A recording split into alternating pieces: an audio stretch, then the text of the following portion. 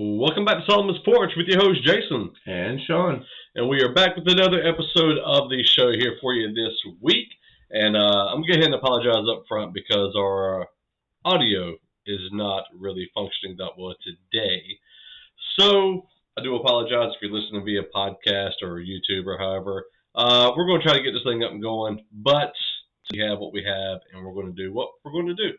So it is what it is. I hope you enjoy the show nonetheless.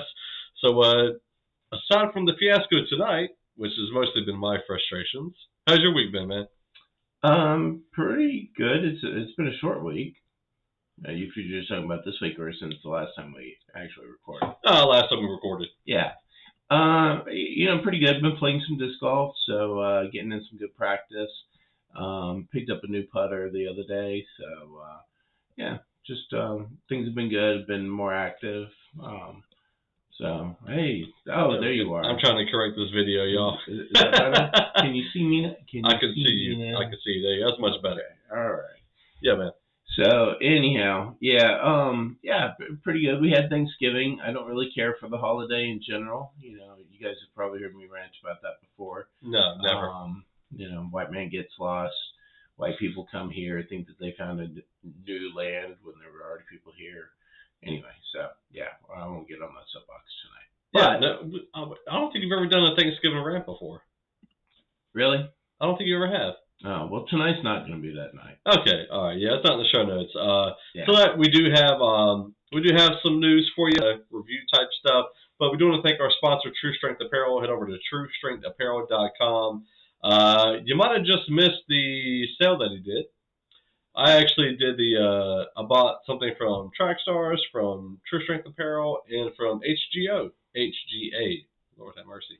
So HGA. HGA, that is His Glory Alone. Okay. KB is a Christian hip-hop artist, and it's his label and brand. Well, it's not his brand, but he's the one that's most well-known. That's a part of the brand. Okay. So there's a shirt that I've been waiting to get for a really long time. It's been on sale, but they haven't had it in my size. Oh, yeah. Well, I mean, I know you suffer with... Skinny boy sizes are hard to come by, that's true. And all they had was like extra small. Oh. And that was about it. And I need at least a large. Yeah. The smallest I can rock is a large. And that's if I lose like a bunch of weight and don't exercise and I'm just kind of, eating nothing but lettuce and water. Yeah. Then I could rock it, but that's about it. Okay. So, but yeah, man. Also, I actually released a study guide for the Gospel of Matthew. You did. I wish I got about that. Did I put that in the news? I didn't see it. Yeah. Yeah. Anyway, so that's available now. You can get it on Amazon. I can't believe Amazon approved it. I was like, yay. It's Amazon official, so you can check that out. And if you buy it on Amazon Prime, you get it in 2 days. So voila. Supposedly, yeah. Yeah. So yeah, man. Before we talk about True Strength Apparel, man. So let's jump into the Hawkeye review. For anybody who is a Disney Plus fan, a MCU fan, or a Hawkeye fan, maybe you've seen it. We are going to give spoilers in this review, so if you haven't seen it and you're interested in seeing it, there's not a whole lot of spoilery things really. There's not like any big surprises that we get necessarily. Yeah. Everything that you kind of get, you already knew was coming if you watched any of the trailers or listened to any of the talk about it. Ish. So, and you can tell me what's not spoilery or what is spoilery, because I didn't think of anything that was really like spoilery. Well, I mean, there was stuff that people speculated, but... Like what? Let's go ahead. I mean, we're already at the point now into the review.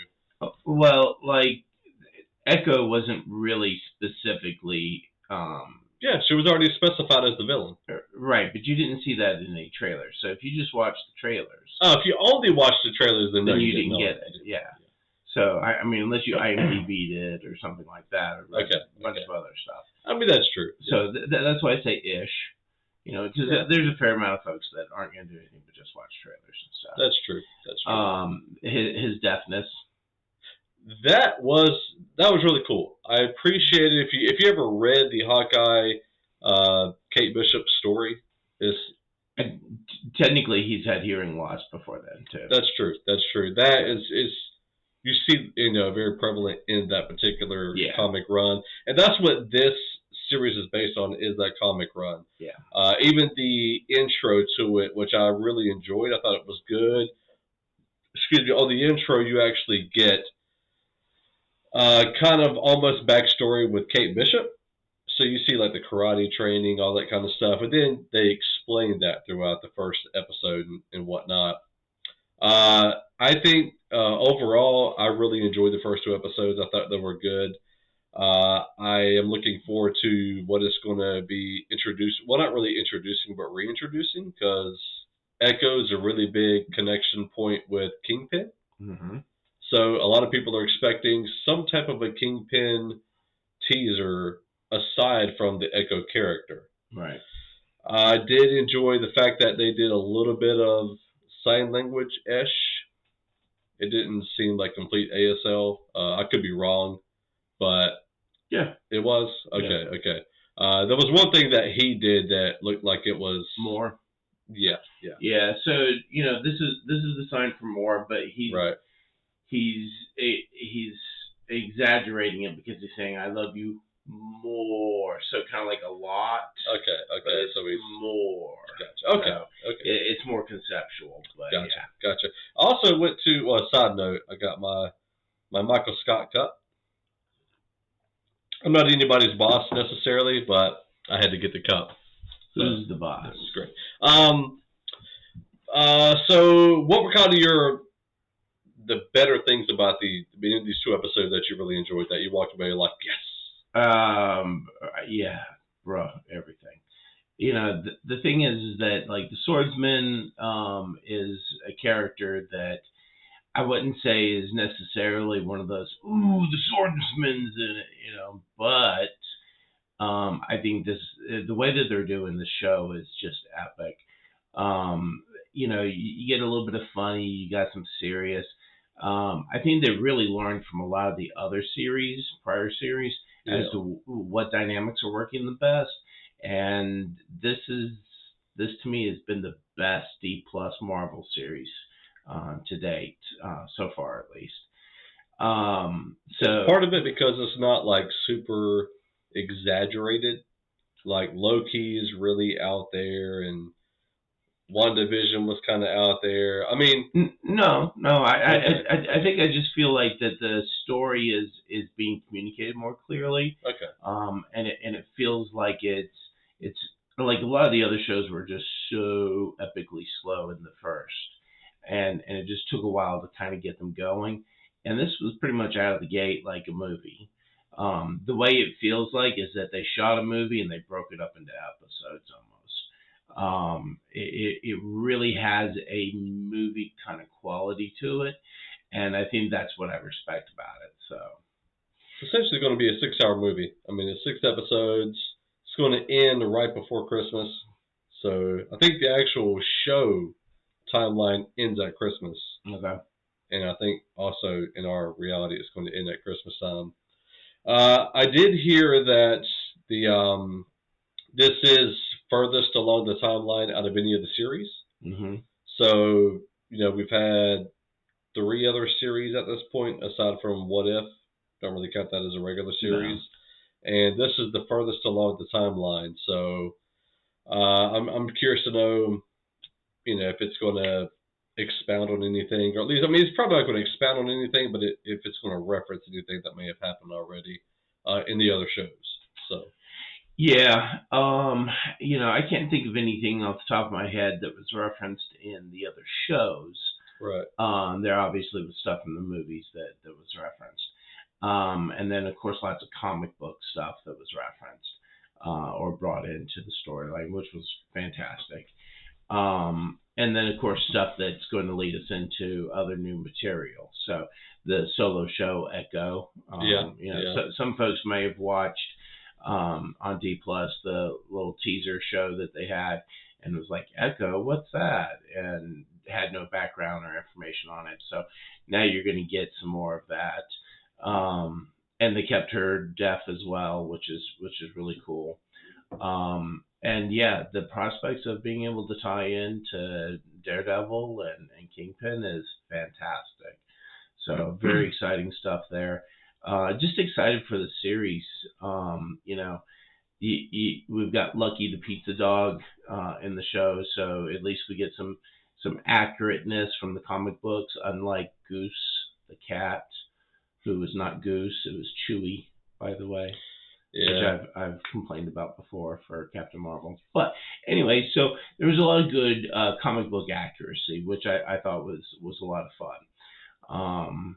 You know, it's a series that even if you're not necessarily a big Hawkeye fan, I think it's more relatable. And I think in some ways I've always gravitated a little more toward those level of superheroes anyway. I think that's why Batman is always such a big favorite of folks, just because he's still a little more common, short of his billions of dollars. Yeah, except for the billions. Yeah. Billions. I did like the one of my funny moments whenever he went to the role playing. Yeah. And he was like, I fought Thanos. And you said it like 3 times. And I was like, that's pretty funny. Yeah. I mean, just knowing you're about to, purposely get beat by this nobody. And, but I think we're going to see a father type role that we might not have seen before. I'm thinking of all the MCU. There's been some father moments, but I feel like you're going to see, a very father-like situation with Kate Bishop. Yeah, far more of it, yeah. Yeah, so you're going to have that and mentorship and things like that. So I know one thing that some people were talking about. I got to bring up my notes again. I canceled them out for whatever reason. But so one thing they said, and this is future MCU stuff, is that if he's not able to go see his kids every week, then he's not doing Marvel. They can recast him. He doesn't care.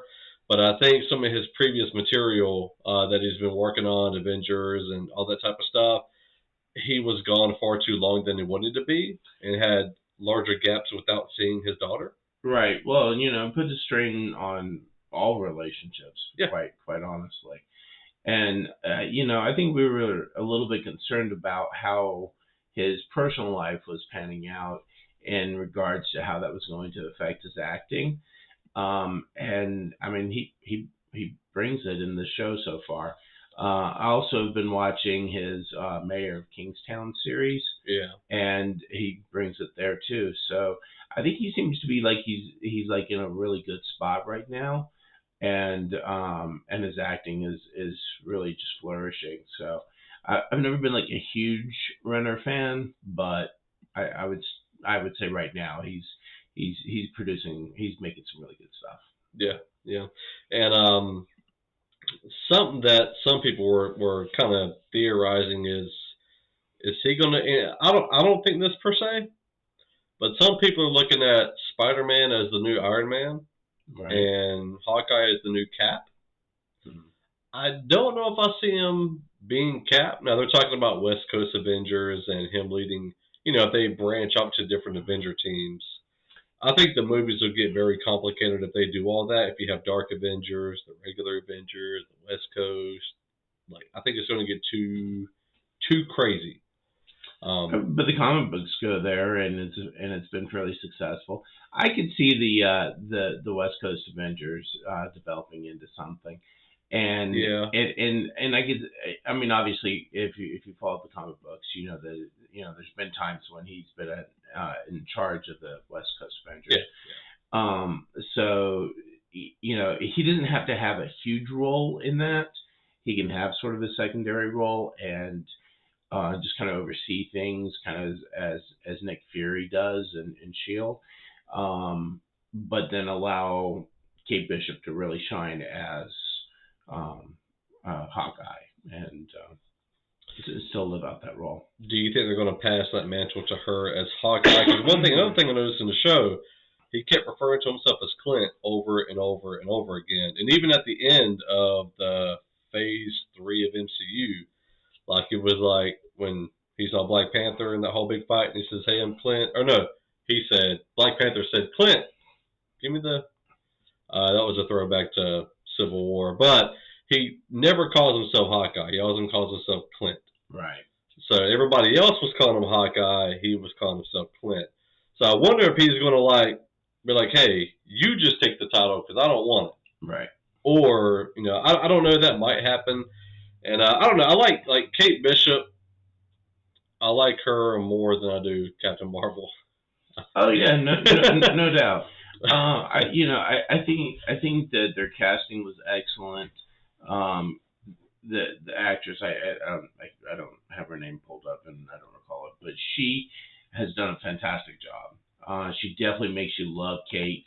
Definitely brings the life and the kind of dynamic in the relationship that you need between these two characters to work. She definitely brings a full tilt. Haley Steinfeld. Yeah, and she does a wonderful job of making you connect with her and want to cheer her on. So to be a fan, I think it's almost like a no duh. I don't know how you couldn't be a fan of hers. Another, just one more quick thing is I'm curious to know if her mom's going to end up being Madame Mask from the comics, and it says that Yelena Belova is going to be in. She's on the cast list. Yeah, but the thing is that they'll probably put her at the very end just to be able to tie in. Probably so. I want to say I'm a little upset that Jeremy Renner is like 5th place on the casting chart, behind Yelena Belova. Like you got Kate, Yelena Belova, Eleanor Bishop, Echo, and then Clint Barton, and I'm like, seems like Clint Barton and Kate Bishop should be like the first two. Everybody else. I agree. I don't know. Maybe it's really hard, and I know I do this, and I think a lot of people do it. Push back against what they don't like being forced on them. They push back a lot. Mm-hmm. So it almost seems like a over feminist movement to push all the men to the back, push all the women to the front, even though it really should be Jeremy Renner, Haley Steinfeld as first two. So I see things like that, and I'm like, another way, another method, another yada, yada, yada. And I hate that I do that. The show itself doesn't feel that way. No. The show itself doesn't seem ultra, super hard feminist movement, anything like that. Right. And that's another reason why I really like the show. It seems like it's just a regular show. It doesn't feel like there's an agenda. Right. But anyway, anything else you want to say about that before we move on? No, watch it. It's awesome. I'm stoked. So one thing, speaking of, forcing whatnot, political view slants, Chris Evans is replacing Tim Allen as Buzz Lightyear. Do you think this is due to politics? I'm even hard pressed to say I just don't care anymore. I've ranted on the show before about Chris Evans voicing his political views too much on social media. Brie Larson? The thing is, yeah, I definitely agree. The thing is that if you're going to be in the public eye, if you're going to go out there and go all out on your politics, then you got to be able to accept all the backlash from anybody else. People boycotting it, talking smack, posting garbage, whatever. You got to be willing to be able to take all that crap. I think it's stupid. Your politics are your politics, and I don't know. Anyway, why should it matter? I don't think it really does per se. I think Chris Evans is just a younger actor. He's more popular with the kids. Another moment when they put him down as they referenced him as the actor from Knives Out rather than Captain America. I don't know why they're doing that, aside from Knives Out being like his baby, possibly. I don't even know if he led that or if he was the director of that. But I know every time I've seen it's directed by Rian Johnson. So yeah, every time the guy that screwed up Star Wars. Every time they reference him as from this, it's Knives Out instead of Captain America. And I'm like, Are you kidding me? And I would say that Daniel Craig was probably more the lead actor in that than he was. I hadn't seen it yet, but just because he's the investigator. Yeah. So yeah. I don't know. I mean, certainly he had a big role in it. I just don't know that I would have said that it was like that huge of a role to. I mean, he ends up being the main bad guy, but I don't know. Anyway. Yeah, move along. Yeah, definitely move along. So I don't know if you saw the Macy's Thanksgiving parade. Did you catch any of that? No. Okay. All right. Well, I did my best to avoid it as well because I don't really care, and I don't celebrate Thanksgiving really either. So you only eat because your body requires it. Well, and I only go to the family functions because the family expects to see me. So, and otherwise, then they think something's wrong. So. Gotcha. But nothing's wrong. I just strongly disagree with it. Anyway, Grogu. They had a balloon float of Grogu. Had heard that it was going to be there. It's the pop version, and it was pretty decent, except for there's this balloon that precedes him, and it's, as far as I would say, it's the little silver ball from Din Djarin's shifter controller. Yeah. That he plays with.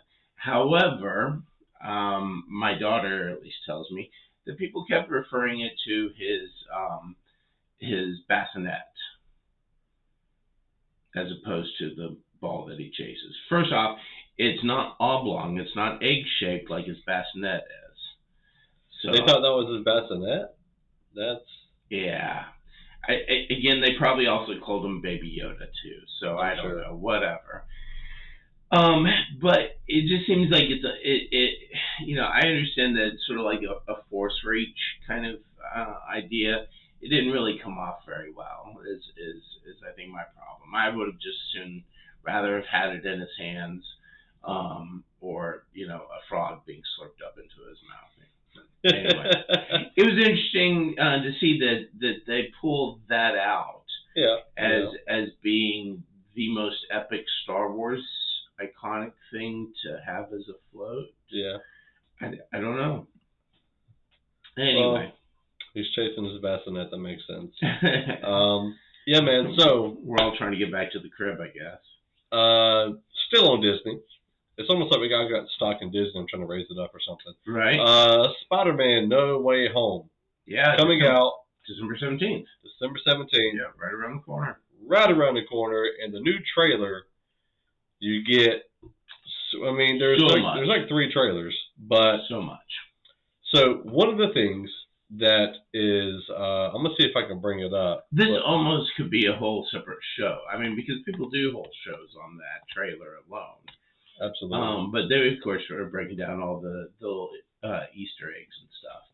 The one thing that I think that was great about the trailer was definitely being able to see the other 2 Spider-Men. As in, we didn't really kind of see them before. Like we had heard that they were supposed to be there, but now we actually see them in there. The other thing is, and this is something that I guess it just bugs me. There's a lot of internet buzz talking about the group of bad guys that come from the other timelines as being the Sinister Six. Yeah. First off, there's only 5 of them. I mean, just to be nitpicky, there's only 5 bad guys. And if you go with the original Sinister Six, we're not even talking about the right people anyway. Some, but not all. And they don't refer to them as the Sinister Six in the movie at all. They're just these other people that have battled against Spider-Man from from the multiverse coming in. So, I just, nitpicky, I guess. Yeah. I know in general, I'm just really stoked to see it. I actually have not seen the trailer from today, so I'm watching it right now as we're doing this. Oh, there was one today? Yeah, it's what, November 30th? Yeah, I mean, it's the one with the other Spider-Man at the very beginning. So. Well, I got that. When did you see that? 3 days ago. Really? Yeah. Yeah, I'm slacking. I mean, because I linked it in there when I originally wrote that in the show notes. So, but yeah, we get a lot more material. We're seeing the new MJ, Yeah. and how there's a scene where she's falling, and so references back to Gwen Stacy, and again some more comic book canon that's being intertwined. I think that some of the best information that I've heard from the folks over at Sony and Marvel is that they are so working together to make sure that nothing is going to contradict itself for the MCU, right, to the Spider-Verse, and so that, it's reassuring to know that we're getting good, consistent material, so that way when we branch off, and we do have, because they are talking about a Sinister Six movie, that all of that stuff is going to feel cohesive. So whenever Venom incorporates, it's still going to feel cohesive. And of course, doing it via multiverse is the easiest way to do it anyway. But I'm not much for timeline stuff, but this look, the animated Spider-Verse was really good. I liked it a lot. I liked the creativity in it. But I didn't feel like I got too lost in this person time switching messes up stuff. I hate that garbage. And this doesn't feel like that too much. I think we get a little bit of that with Doctor Strange and what's going on with him. Probably the only real reason why I'm not looking forward to Doctor Strange as much, despite the fact that Shang-Chi is supposed to be in it. But this is the last of his high school movie series. He's supposed to be doing another 3 when he's in college, and then another 3 as an adult. So, honestly, we're just getting ramped up with Spider-Man. Yeah, I know. I was going to question whether or not because I know they said they were doing 3 more movies. They're already working on the next one with Tom Holland. Yeah. So did they confirm they're doing Tom Holland in all of them? No, I didn't hear total confirmation that it will be.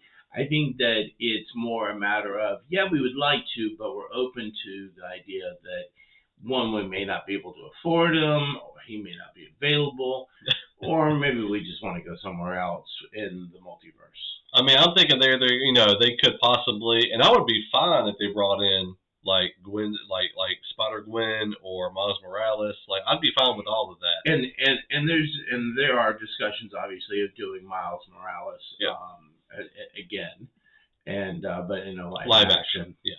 And he's already been referenced. Right. He was referenced in the if you watch the deleted scenes from the first Spider-Man film, Homecoming, the incident where he's got the Donald Glover's character kind of glued to the car or spiderweb to the car, and he's talking about his nephew Miles. Right. That's a reference to Miles Morales. Yeah. So if I'm really excited to see this film. I think it's going to be incredible. I think I'm glad they kind of went ahead. I mean, with everybody watching the trailer footage where they messed up and they showed they tried to trick people with that one scene where you had Sandman, Electro, Lizard, who else was it? It was a Green Goblin in there as well. Yeah. And you saw Spider-Man kind of center of the crowd, and then Lizard, aside from Spider-Man, gets punched. You see his face like he's being pushed away. Spider-Man isn't one near him at that point. So I think enough people were making a ruckus about that where they finally went ahead and decided to spill the beans. Yeah. Exactly. Which I'm glad they did. Well, and they did some upgrades to the characters as well. Yeah. So, when we're talking about the bad guys, there's a lot more comic book referencing. So, the lightning bolts coming out in that sort of same helmet formation. Lizard looks a little more realistic. The electric-looking star that pops in front of his face. Yeah, that. Sandman, whatever. But then even, Doc Ock, kind of the same kind of original depiction of them in the movie, but then also changed up just enough. So with the nanotech. Well, and it's kind of hinted in the trailer that he may not be totally against Spider-Man throughout the entire film. Well, I feel like what's going to happen is you're going to have that bridge scene that's going to happen, mm-hmm. and then because at the end of the Spider-Man 2 film with Tobey Maguire, mm-hmm. he changes into a good guy. Right, and sacrifices himself. Exactly. To save everybody. This scene is supposed to pick up moments after that in the Spider-Man 2. So it's supposed to be like he just transitioned right into this scene in the film on that bridge.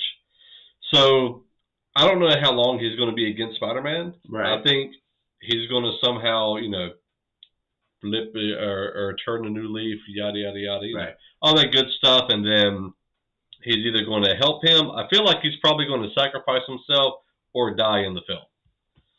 I feel like that's going to happen. Which, given the age of Molina, that's probably not necessarily a bad idea. I don't know how much more he can do. Exactly. I mean, they already got to de-age him a good amount, right, for some of those close-ups. Yeah. So yeah, Spider-Man, No Way Home, coming up real soon. Stoked. Definitely ready for that. Wolverine. Yeah. So a little bit of Wolverine news. You may have seen. I'll call it a trailer of 2 new comic book series that will go on sale starting in January of 2022. The first title is X, or 10 Lives of Wolverine. It's supposed to be X, so don't say 10. And 10, sorry, there I was about to say it again. X Deaths of Wolverine. It's done in the same vein as the other X series, Powers of X and House of X. So if you're fans of those series, then you'll already kind of get that same kind of feel. But what's super awesome about this is that it is going to make more sense of his varied origin stories and kind of pull things together and give us one solid, this is the way this is. Kind of they thing. Can't do that. We're not allowed to. I'm ready to go to our comic book shop and have them put this on my list. I'm going to go ahead and get at least initial episodes, initial issues, and see how that is, because I think it's going to be really pretty cool. So yeah, they have. I'll tell you one thing: they're selling them. You got essentially every week you're getting a new Wolverine issue. Yeah. So. Yeah, it's going to be intense. It's going to be hard to kind of keep up with if you're on a budget like I am. The question is, do you want lives or deaths? I want them both, man. I want them both. It looks awesome. The storyline looks great. The art looks awesome. So check it out. You can look it up on YouTube, and you can find the trailer there. So let's move on to a little bit of music news. Keep the show rolling. Rottweiler Records has released their Christmas album, as they have been doing for several years now. They're up to volume 9, so it's Flea's Naughty Dog, volume 9. And so if you're into alternative / hard Christian music, but looking for some Christian versions of it, Christmas versions, of, whatever. I mean, Christian metal versions of Christmas songs. Sorry, that's what I meant to say. You can check this out. Some tracks are definitely better than others. Some are, you could do without. But it's definitely worth giving a listen to. I enjoy it. So, Project 86. We hadn't really talked much about them lately. They're kind of wrapping up shop. They're closing everything down. They're trying to get the funding for their last album, and all that stuff. They have officially released, so far they're saying, this is the last Christmas track that they will ever drop. It is called Carol of the Towers. So instead of just Carol of the Bells, Bell Tower. So anyway, as per Project 86, man, it's dark, it's deep, it's meaningful. I totally dig the track myself. Not the sort of thing that I just want to go like listening to at a party kind of thing, Right, like a Christmas party or something. Though I don't encourage you to celebrate Christmas either. But anyway, it's a cool track. Check it out. I haven't talked about POD in forever. No, not a new album yet, but they have some new merch that they've dropped. So they got to raise funds for the new album. Yeah, I'm sure. And out of everything that they had, the one thing that probably struck me the most was this new coffee mug. And dude, it's really awesome. I don't know that it's quite worth they're asking for it, but how much is it? It's $20. Oh, well, that's not too crazy. Yeah, well, when I can buy a CD for $20, I'm a little hard pressed to buy a coffee mug for it. You can stream it for free.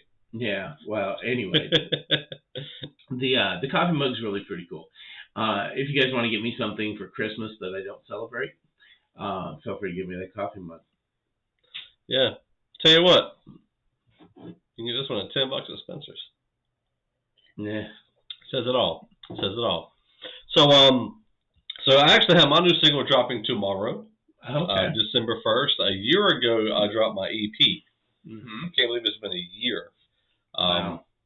So yeah, if you want to go check out my first EP, I'll tell you one thing. Do me a favor. Go listen to every track that I've done at this point. It's a total of 10. The one tomorrow will be 11. And just see the difference in the quality of the work. And I'm not bragging on myself. It's the producers, the engineering, like, and then because there's a whole process that goes into making music. Well, and the features have been really good. Yeah. So it's not knocking any of the features, but yeah, you've definitely progressed quite a bit. And in the new one, I got Mitch Durrell again, which always does a great job, and then Zay Hill. It's the first time I've teamed up with him, and it's technically Jason Borda and Zay Hill featuring Mitch Durrell. So it's a collab track with Zay, and nice. But I think it's great. It's definitely something different. He does a phenomenal job on the hook, and the last verse, I just kind of go in full throttle. I don't hold back. Very, very pumped whenever I was doing that. So, and yeah, I mean, there's such a growth curve, a learning curve that has progressed in my musical endeavors. So make sure you check out Highs and Lows. If you haven't heard it yet by the time this releases or you hear this, go check that out. Let me know what you think. And go tag Mitch Durrell and Zay Hill and tell them what you think for them as well, because I think they did a good job. Yeah. Yeah, man, so that's it for the news. Very long news segment, thanks to Spider-Man and Hawkeye. Yeah. We'll be right back. Make sure you stay tuned.